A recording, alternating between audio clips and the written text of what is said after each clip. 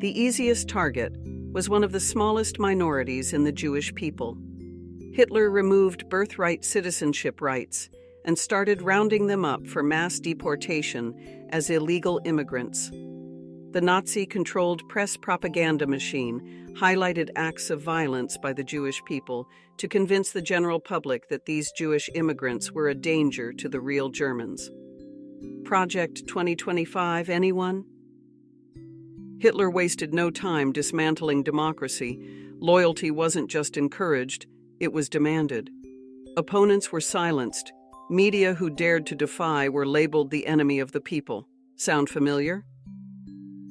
The Nazi regime and its followers collected all books they saw as promoting degeneracy or what would be considered as woke in 2025, or those that promoted class consciousness and burned them all at mass book-burning bonfires. Project 2025, anyone?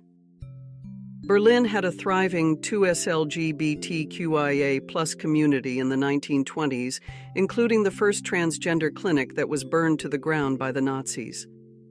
The Alphabet Mafia were forced to wear triangle badges as ID, then sent to concentration camps where many were killed in the Holocaust. The Nazis also saw manhood under threat by independent women who didn't need to rely on men. In 1934, Hitler proclaimed, "A woman's world is her husband, family, children, and house." Women's rights were repealed and new laws were introduced that restricted women to the home. Reproductive rights were rolled back, with doctors that performed abortions facing charges up to the death penalty. Project 2025, anyone?